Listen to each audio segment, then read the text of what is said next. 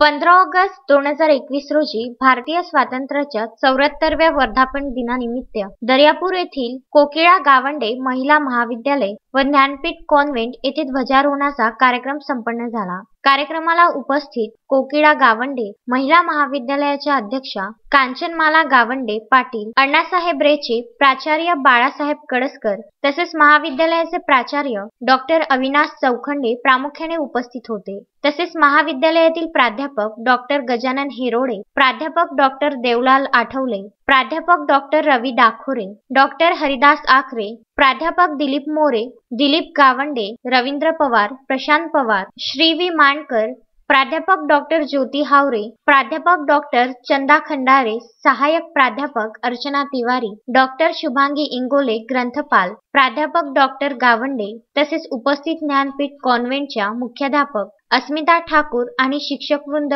उषा हिरुडकर, वंदिता कोरडे, प्रतिभा नाचनकर, शिल्पा गावंडे, दीपाली टेकाडे, रवीना धुंदे, देवयानी राजपूत, विनोद रूपनारायण व शिक्षकेतर कर्मचारी निलिमा डांगरे तिडके, संदीप बुध यांनी कार्यक्रमास उपस्थिती ठेवली असून कोरोनाच्या प्रादुर्भावामुळे सध्या शाळा आणि कॉलेजमध्ये विद्यार्थी जमावास बंधने घातली आहे। त्यामुळे उपस्थित शिक्षक वृंदांनी भारतीय स्वातंत्र्याच्या 74वा वर्धापन दिन साजरा केला आहे। श्रद्धा मस्के, विदर्भ न्यूज, दर्यापूर।